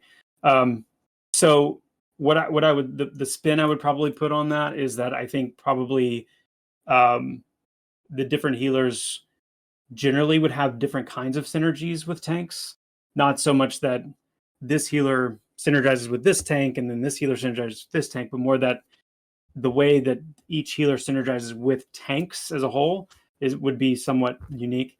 I think to some degree, I think druids will probably be the best general fit with all of the tanks.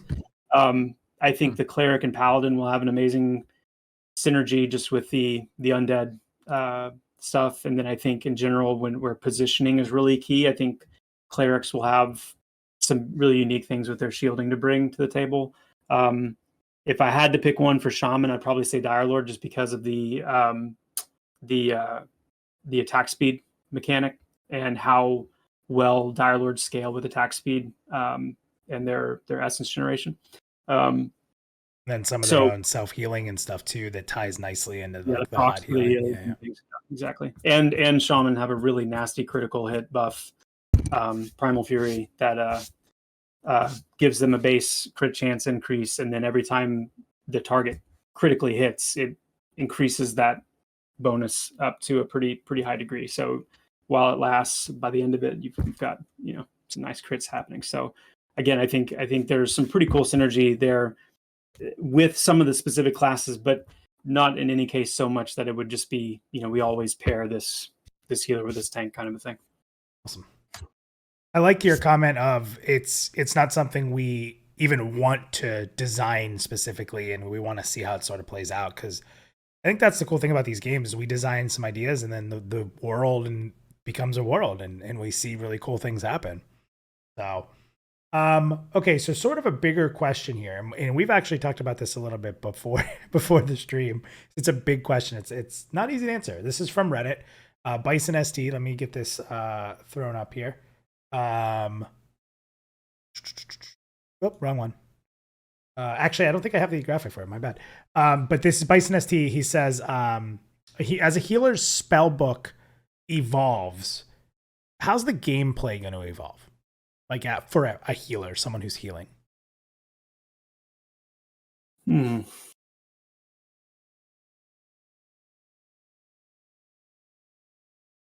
Long pause. Well, I think Formulating his thoughts. there's a couple of key ways, and you can say this to a degree probably for most of the classes, but I think it's interesting to think about it in light of the archetypes and what it means for them. So, for example, the first way I would say gameplay evolves, and then it would be in survivability. The growing and increasing ways that the healing classes will be able to protect themselves and others from death, to be able to prolong encounters, to be able to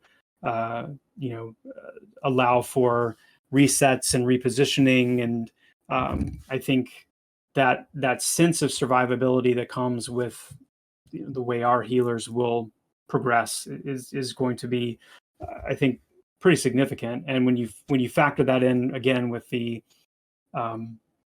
way we're trying to build a game that really holds out and offers such an extensive palette of exploration, and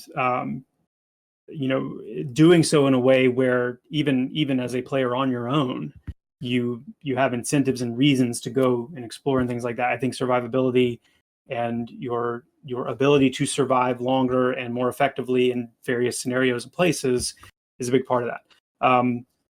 The other one is similar in some way, but I would say adaptability as well, and the ability to respond to different challenges, the ability to in some ways uniquely as an archetype allow for groups to do more kinds of things because of what you're capable of as a healer. I think is going to be a big part of the draw of how those classes uniquely evolve. And then I think there's the solo ability aspects, for those times where you want to just kind of go out on your own and do some things, as the classes evolve, their ability to effectively deal damage in those kinds of situations. We want all of our healers to have a relatively formidable damage dealing kit, not certainly on the level of a dedicated DPS class, but we don't want any of the healers to just feel like that's all they can do. So that'll be really nice to see how that evolves, and again, that kind of opening up more of the world to you as a healer. It's safe to say too, like, because we've talked about it recently, that we're going to have downranked spells for certain things. So as you are expanding your pool of spells, even if you're getting more expensive or bigger ones, there's some strategy to potentially look at how you potentially play with downranked skills. There's probably, I'd imagine, gear as you're leveling, you're getting more epic or cooler gear that enables maybe more power. and how you gear is important. And I think the third one, like tanks, right? So it's the tanks evolving is going to give the healer more time to do different things potentially, or think of ways to do things differently. And then the DPS having a little more survivability when they're standing in fire and stuff. So it's I think everybody sort of grows together, right? And then that adds to the versatility you're able to do too. So Sure. Yeah, absolutely. And I didn't go into those things because I was thinking more specifically about the healer archetype uniquely. But yeah, I mean, the itemization, the synergies that the different classes have with one another, meaning, yes, as everyone evolves, the overall evolution that's happening for a group, for a handful of adventurers together who are able to synergize in new and different ways. Yeah, I mean, it's a big deal. awesome. So the next question here, and this is a tough. I kind of imagine it being these like branches, where it's like if you have like a group, low level group, and you imagine you get these like trees, like 4 or 5 trees, that are all like really close to each other, and just like as saplings, there's kind of they're limited in scope, obviously, and maybe not a whole lot of interaction between them, but as they get bigger and they get older and they start branching out, they're still their own trees, but their branches kind of cross over each other in increasingly exponentially increasing ways, to the point where, they're all intertwined and they can interact with each other in that many more ways, the bigger they get. I don't know if that analogy is a great one, but you can kind of see what I mean, whereas as the classes level up, you almost get kind of this like snowballing effect in the amount of ways that they can synergize with each other as they unlock more abilities that, maybe have additional states that they can apply on NPCs that other classes can take advantage of and things like that. You get that really kind of like growth effect, not only in how you play yourself, but also how you can interact with the other classes.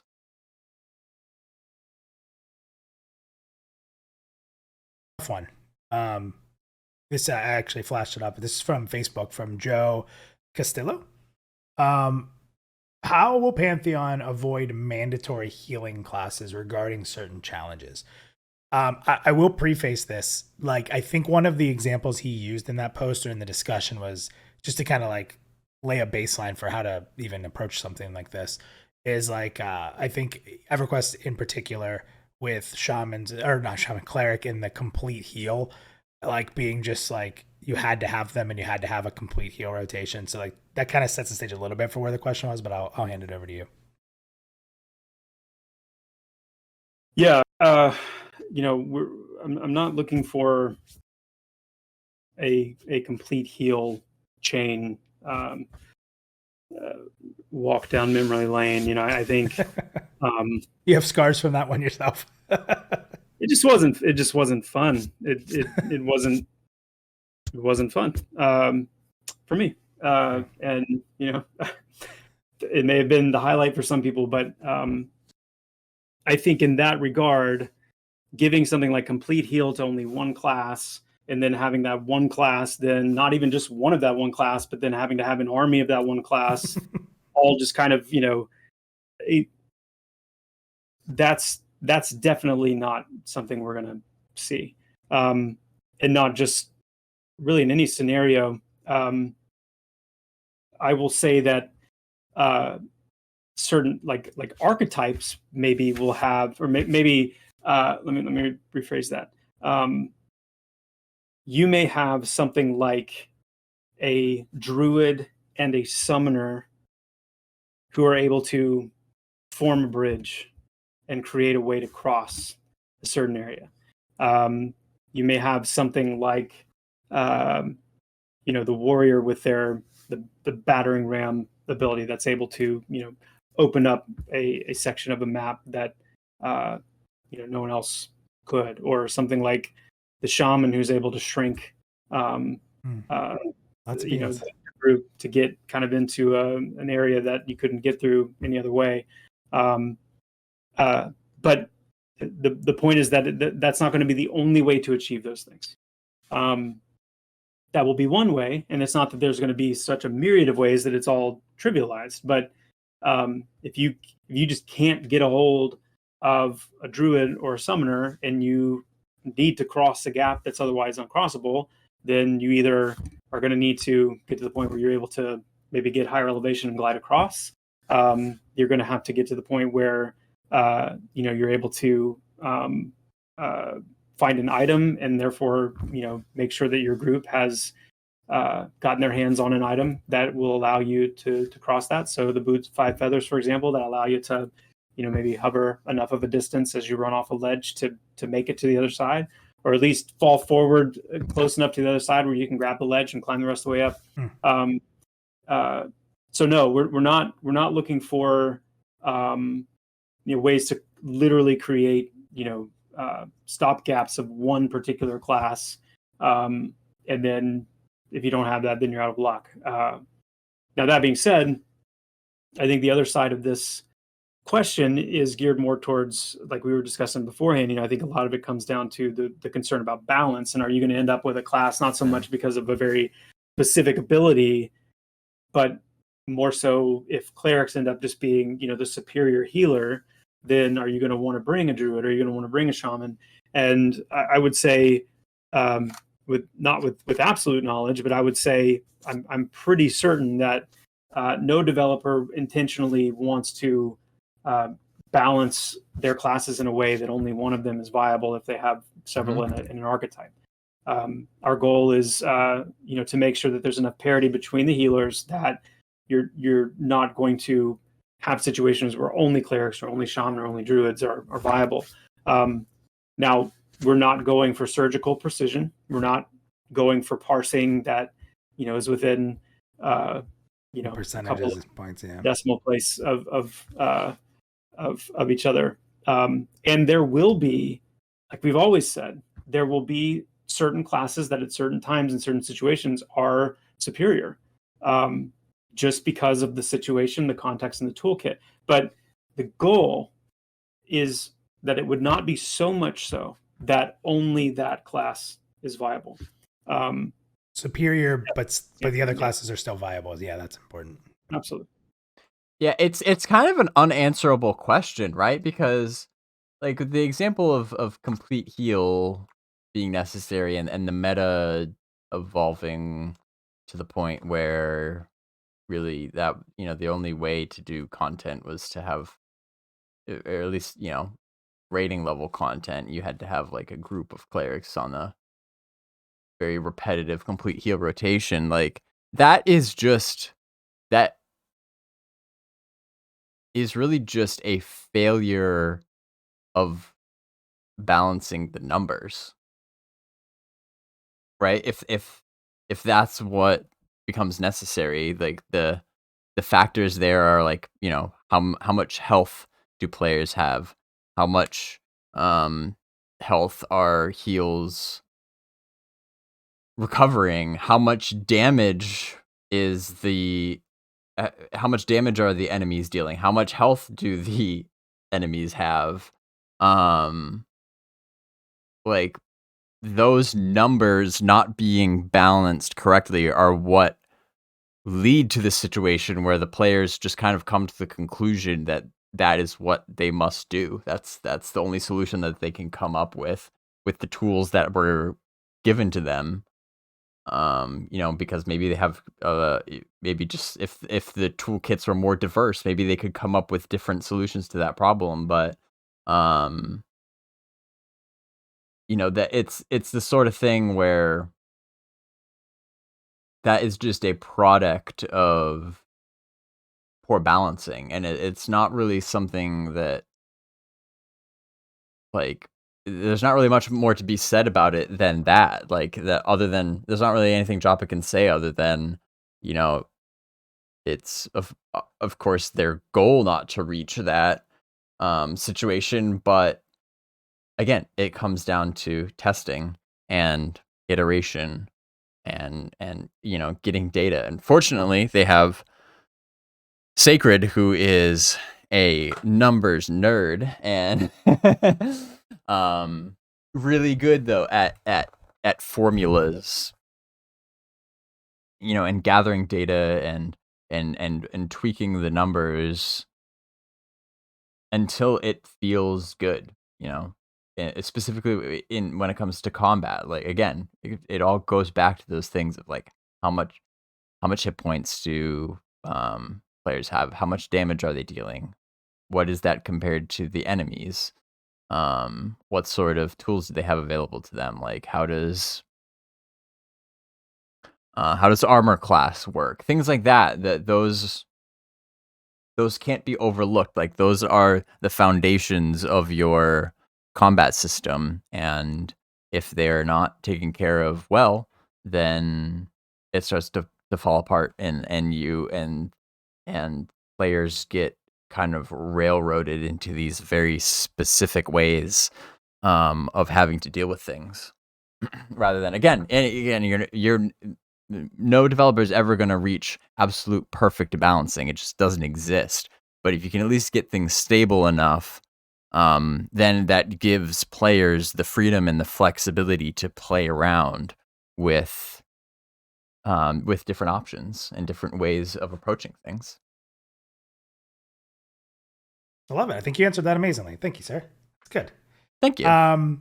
So the next question here, I'm going to preface a little bit before we put the question up. But so in Pantheon, it's safe to say our class's main role is the main gameplay you can expect from them, right? Like, if you're a warrior, you're a tank.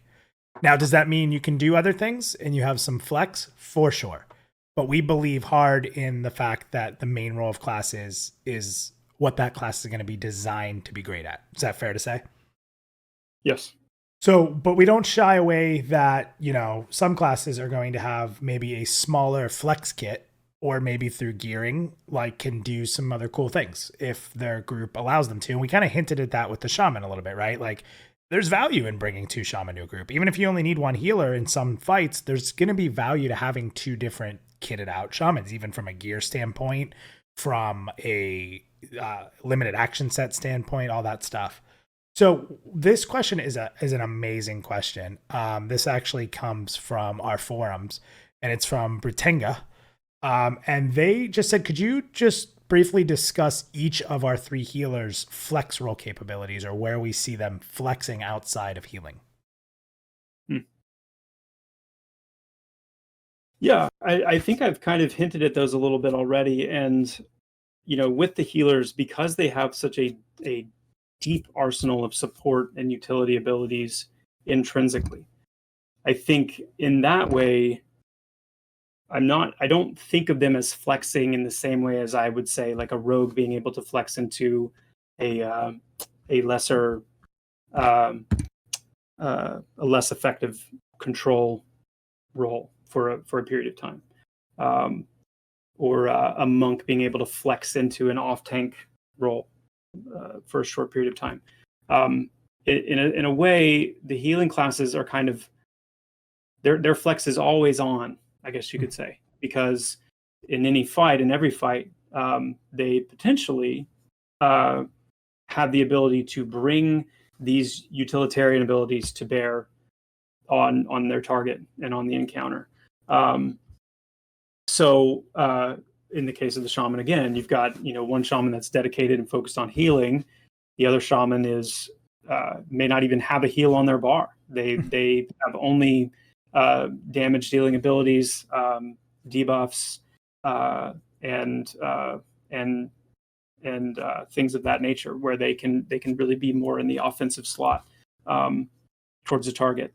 And even if there's only a single Shaman, the ability through the loadout to kind of choose like a hybrid, for example, of healing abilities and debuff and more crippling type things, to I guess flex in that sense into that role of a crippling crippling class.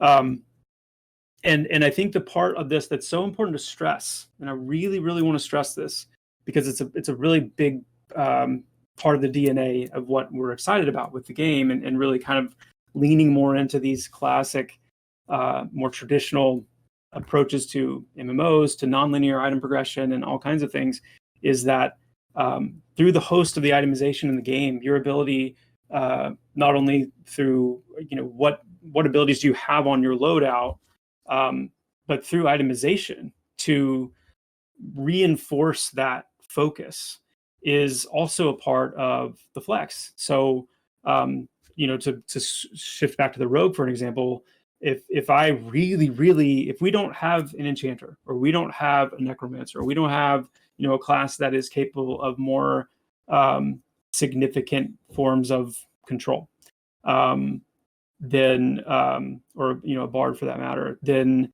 what are we going to do? Well, I, as a rogue, can do some of these things, but I'm just, not anywhere near as capable. But if I itemize specifically for it, because part of flexing in the traditional sense when I've used it typically is that you're also sacrificing something for the role of doing that. So a rogue is not going to be able to maintain top tier DPS while they're also flexing into the control form. But you take that a step further and say, okay, I really need to focus on control for this fight, so I'm going to itemize for it as well. I'm going to find items, I'm going to find relics, I'm going to find different things that I can equip that actually improve the abilities that I use to do that flex. So smoke trick and some of the other traps and different things like that. Yeah. So in the same way with the healers, part of flexing into that support and utility role is also how you itemize, what kind of bonuses you have on your equipment, things like that. Love it. So you talked about Shaman being debuff, some damage. We didn't talk a lot about the Druid flex. Did you want to give any? You talked a little bit about the bridge. Did you want to give any more little Druid flex things? So we talked about the Cleric can kind of get in and do some melee damage, right? And even melee damage, do a lot of that anti-damage, work through their shielding. For Druids, it's the aspect system. And so let me think of a good way to present this. I might regret using this as a as an example. Wait, do we need to put what is being the Pantheon is in development and things can change? Oh yeah. Things may change over time. I need to make a thing that pops up on the screen. When do we need to do that? Yeah. So, if you look at our crafting system, for example, you have the ability through the way that David is designing that system is through dusts and other rare components that you get as you're gathering. You can utilize those in the crafting process to actually dictate what stats do I want to focus, what stats do I actually want this thing that I'm making to yield when it's finished. So what the aspect system is for the Druid, and I hesitate to call it a system because it's not like a fully fleshed out standalone gameplay system kind of a thing. But the idea is that the Druid would have more than the other support classes control over what they can buff and what they can improve and how by essentially leveraging again that class flavor of their affinity with the entire kind of natural landscape of Terminus, flora, fauna, and then even kind of more of the essential elements of the planet and the manas and the different energies and things like that they can they have such a powerful tap into those streams to then channel that through these aspects in a way that allow them to not only buff unique things, so you're talking about things like breath control and swim speed and other very unique traversal elements that you would find out in the natural world with, how things underwater can swim better than things that live on land, and being able to tap into those aspects and then imbue them into other entities. So it gives them a pretty wide range of things that they can buff, even things like jump height, and other things that you just wouldn't think of as kind of intrinsically, as you don't get like a class ability that lets you jump higher necessarily, but a druid can actually improve that aspect of your character and the physiology of your character. So again, I don't want to go too deep into that, but sure. That's another area where I think you'll see druids, and that, and just their play with lightning, which again, I'm not going to go too far into weather and drop it out there for everyone getting excited. Weather and lightning. Okay. Yeah. We were joking. We could talk about that. Like, see, this is what would happen if I was in class design. So this is why I'm not. But like, what if we had like 1 in a 3 million chance you might get struck by lightning, but if you do, your druid's like 300% more powerful than everybody forever, right? Like you'll be like the only one. Oh, I got struck by lightning. No, I'm kidding. We were joking about that and laughing before the stream. Yeah, but the catch though is you become a mountain, like you become a permanent fixture. Everyone has to bring the mobs to you. All right, so he's always thinking about the balance. I think a lot of our fans should be really happy with tonight. You've said a lot of things that people like to hear, and I love that you were saying summoner, and then you said necromancer, and then I saw you realize I didn't say bard. I better say bard because the chat was like, he didn't say bard. So this next one is going to make a couple more people happy. So this is from our forums as well. Our last community question from Dougbug. Dougbug would like to know how classes like Ranger, Paladin, etc. that actually have heal functionality, are they able to flex into a healing role, or how will they compare to dedicated healers?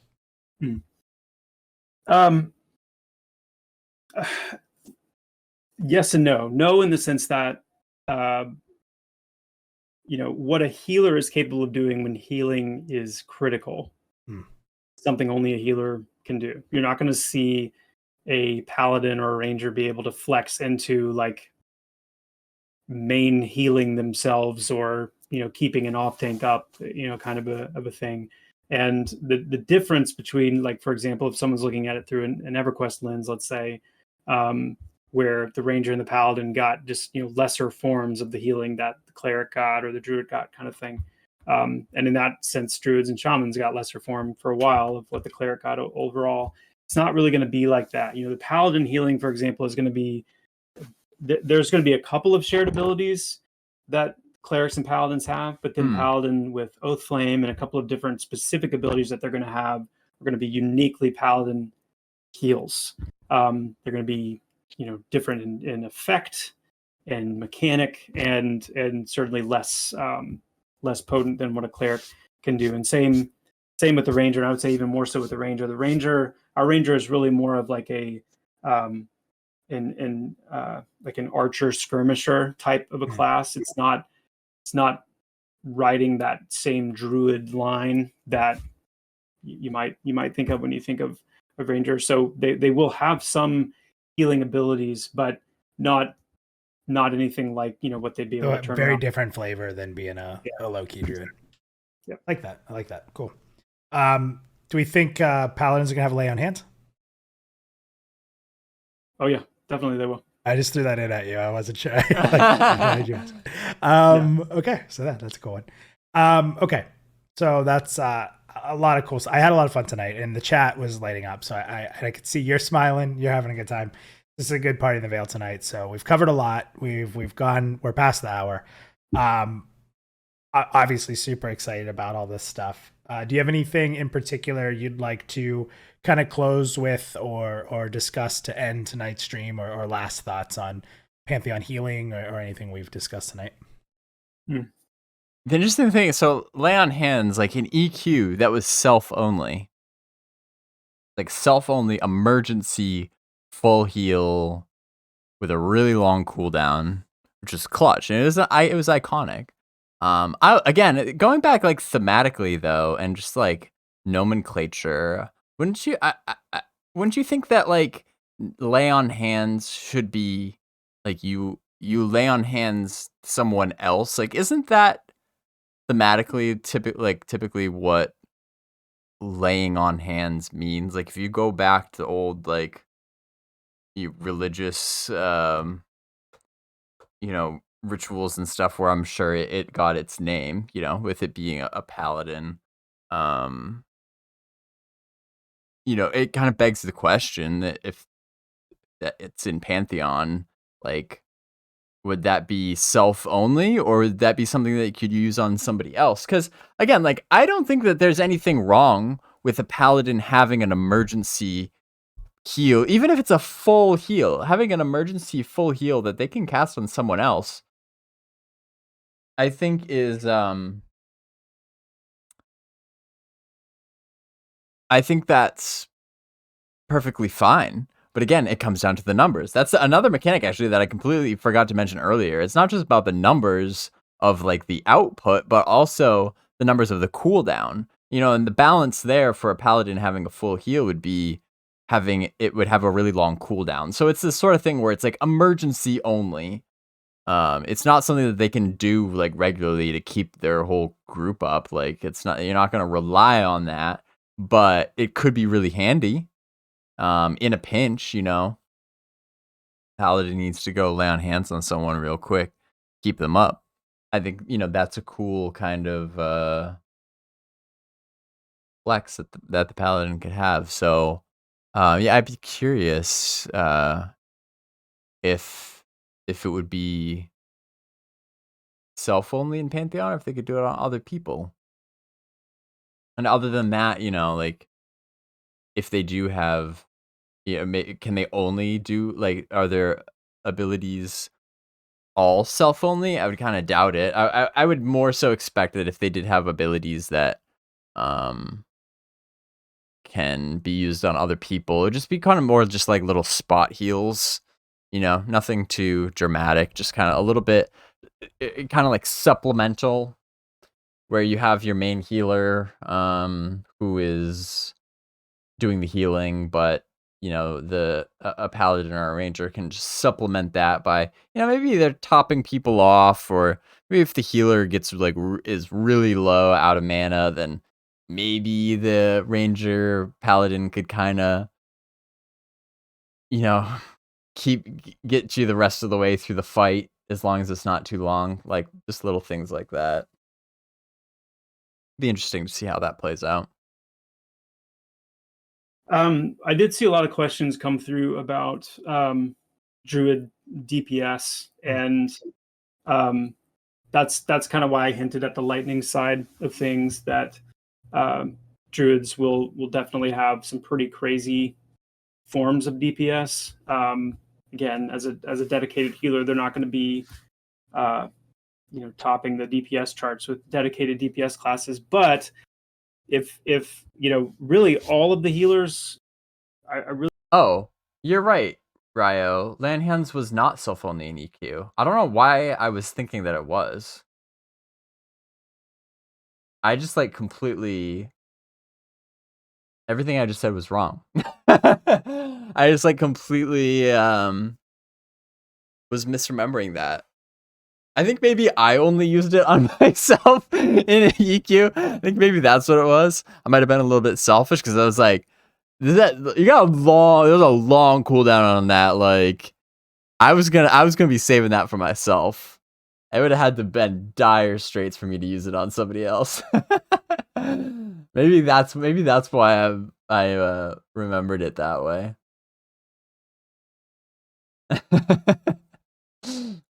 really want them all to have the ability to flex into more of a spurt-based DPS role if they choose. I hesitate to say role, but almost like moments where they can lend a hand.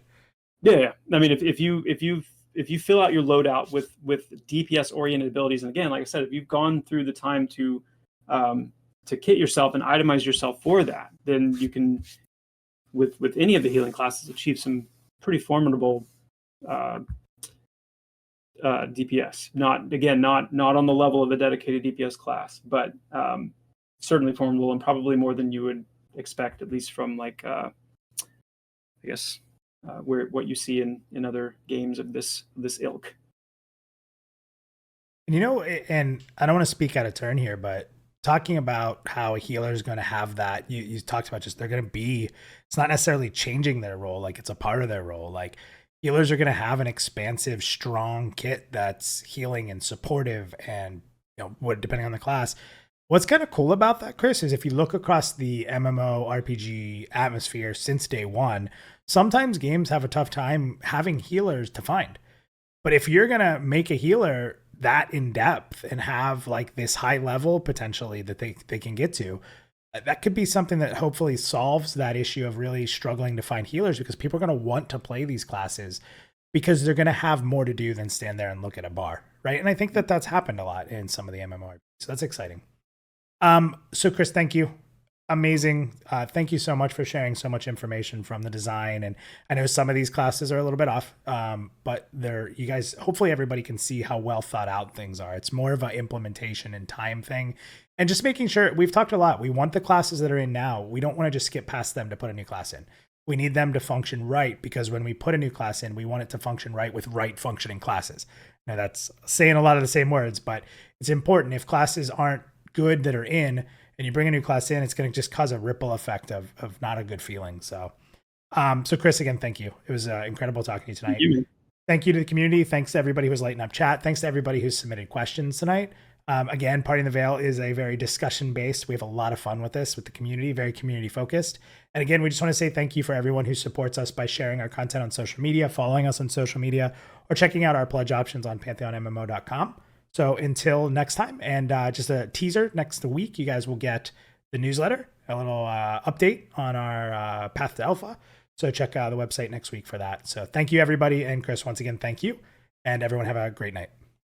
I'm running upward, everybody. Thanks so much. All right.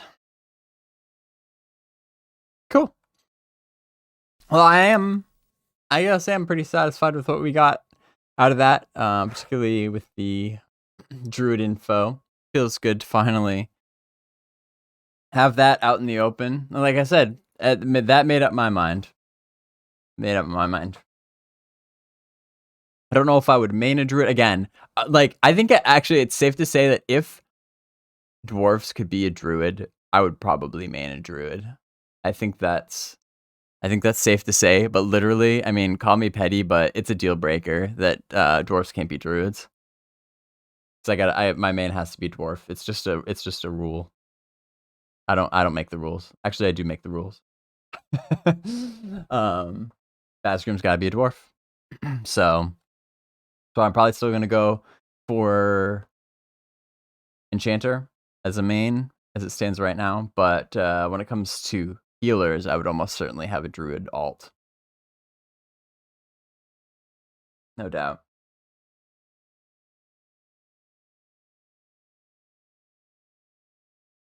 So, yeah, I think that pretty much does it for today.